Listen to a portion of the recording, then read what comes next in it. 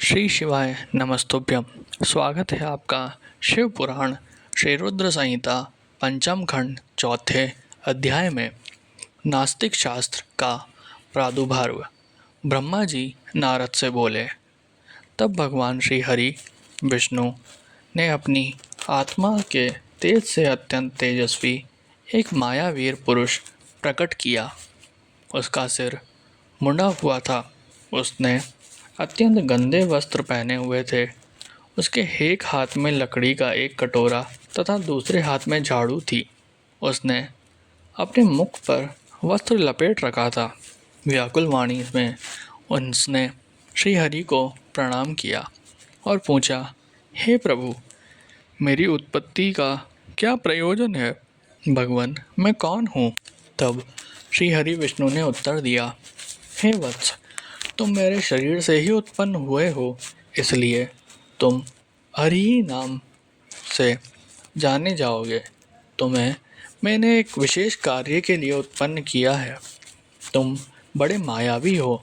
तुम्हें एक ऐसे शास्त्र की रचना करनी है जिसमें 16,000 श्लोक होंगे, जिसमें वर्णाश्रम धर्म की जानकारी होगी तथा जिसमें अपभ्रंश शब्दों व कर्म विवाह की भी व्याख्या की गई होगी।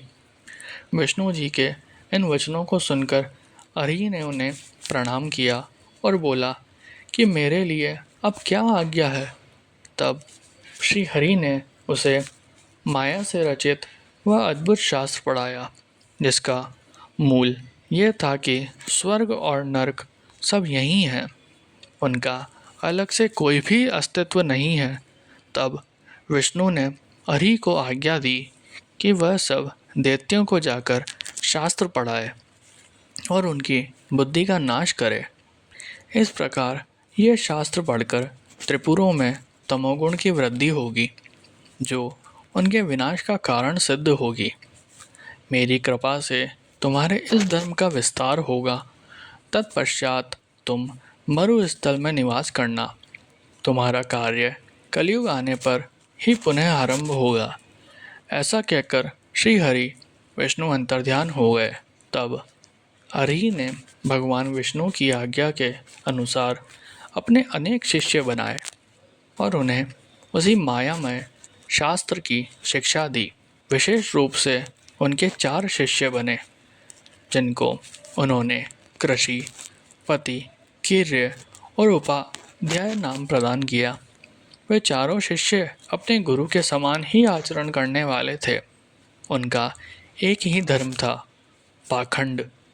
वे नाक पर कपड़ा लपेटे गंदे वस्त्र धारण करके इधर उधर घूमते रहते थे।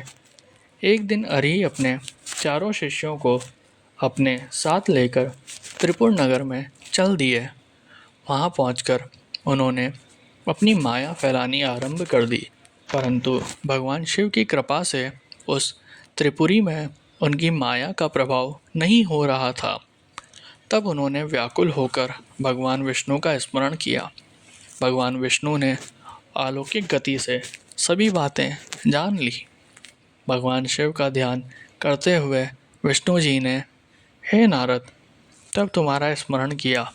अपने स्वामी के स्मरण करते ही तुम तत्काल उनकी सेवा में उपस्थित हो गए। उन्हें प्रणाम करके तुमने याद करने का कारण पूछा। तब श्री हरि ने तुम्हें आज्ञा प्रदान की कि तुम हरि और उसके शिष्यों के साथ लेकर त्रिपुर नगरी में प्रवेश करो और वहाँ के निवासियों को मोहित करके उन्हें माया से ओतप्रोत उस शास्त्र की शिक्षा प्रदान करो। अपने आराध्य भगवान श्री हरि की आज्ञा शिरोधार्य कर तुम उन पाखंडी ब्राह्मणों को साथ लेकर त्रिपुर नगरी की ओर चल दिए। वहाँ जाकर तुम तारकाक्ष, कमलाक्ष और विंध्युमाली नामक त्रिपुर स्वामियों से मिले तथा उनसे उस माया में शास्त्र की प्रशंसा करने लगे। तुमने उन्हें बताया कि तुम इसी शास्त्र से शिक्षा ग्रहण करते हो। यह बात जानकर उन त्रिपुर स्वामियों को बड़ा आश्चर्य हुआ और वह उस माया में शास्त्र की माया से मोहित होने लगे।